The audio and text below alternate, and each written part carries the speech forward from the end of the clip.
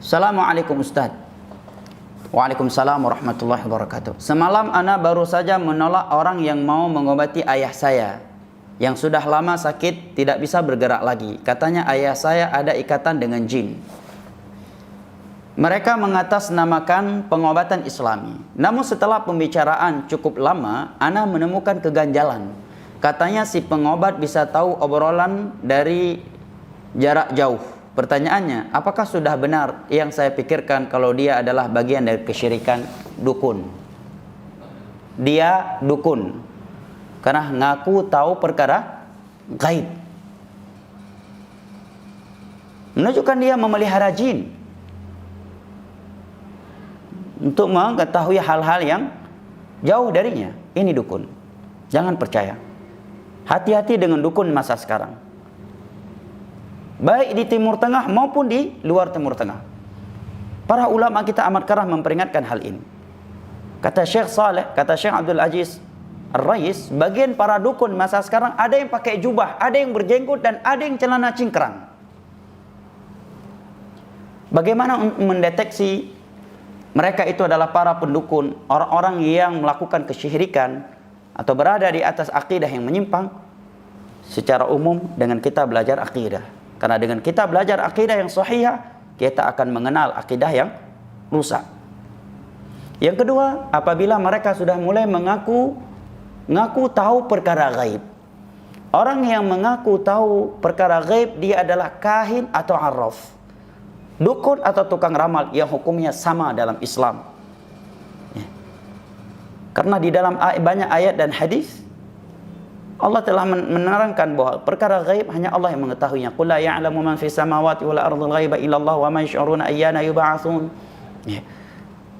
Nabi juga menyatakan, man ataka kahinan aw 'arrafan fasaddaqahu bima yaqul faqad kafara bima unzila ala Muhammad. Barang siapa yang datang kepada dukun, dan dukun sekarang tidak lagi perlu didatang ke rumahnya, kata sebagian para ulama, dan juga realita membuktikan demikian. Ada di handphone, melalui aplikasi-aplikasi, ada di medsos yang bisa dibuka dan ditayangkan di televisi.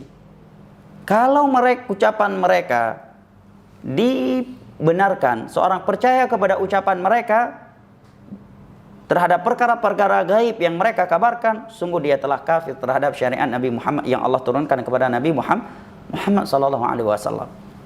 Karena di antara syariat yang Allah turunkan kepada Nabi Muhammad adalah al-kufru bit-taghut. Dan dukun, para tukang ramal adalah tagut, bahkan tokohnya tagut, kata Imam Ibnu Qayyim. Dari antara syariat yang Allah turunkan kepada Nabi Muhammad adalah firman-Nya, qul la ya'lamu man fis samawati wal ardi ghaiba illallah. Tiada yang mengetahui perkara gaib di langit dan di bumi kecuali Allah Jalla wa ala. Alimul ghaibi fala yudhiru ala ghaibihi ahada. Para nabi saja diperintahkan oleh Allah untuk menyatakan diri mereka tidak tahu perkara gaib, sebagaimana yang Allah perintahkan kepada Nabi kita sallallahu alaihi wasallam, walau kuntu a'lamul ghaiba lastaghfartu minal khair wa ma masani yasu. Andai kata aku tahu perkara gaib, sungguh aku akan memperbanyak kebaikan dan tidak akan terkena suatu kejelekan. Adapun perkara gaib yang mereka kabarkan itu karena wahyu dari Allah Jalla wa ala, dan selain para nabi tidak ada yang mendapatkan wahyu dari Allah Jalla wa'ala. Maka sikap anda sudah benar. Hati-hati, saya tegaskan kembali, hati-hati dengan para dukun dan tukang ramal masa ini. Kalau dia sudah mengaku tahu perkara gaib, ini biasanya kahin yang kayak ini, langsung ngaku. Yang satu lagi licik dia, sama aja hukumnya dengan dukun, tapi dalam bahasa hadis arraf, tukang ramal. Memang tidak secara tersurat dia mengatakan dirinya tahu perkara gaib, tetapi dia mengatakan dirinya tahu perkara gaib secara tersirat. Contohnya tadi, sepertinya bapak ini begini. Dulu bapak pas masih kecil begini demikian kan? Bapak ini punya sifat demikian, dia punya anak demikian. Yang hal itu perkara gaib untuk dirinya. Oh, bapak ini kalau punya anak lagi akan demikian. Kalau nikah lagi akan demikian.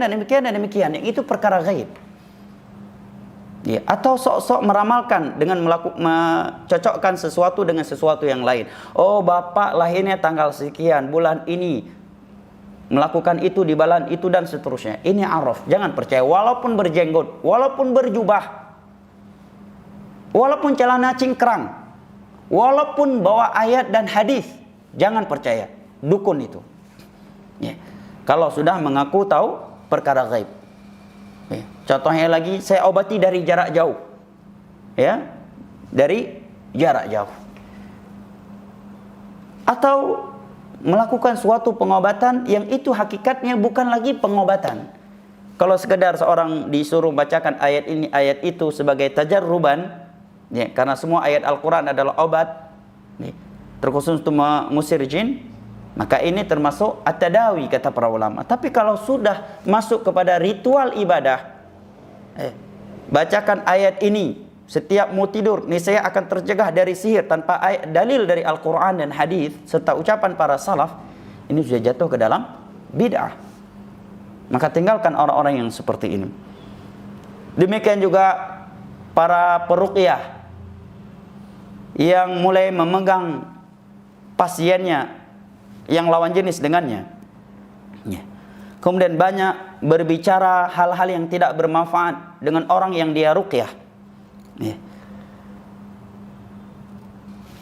Ini rata-rata orang-orang yang mencari penghasilan, ya,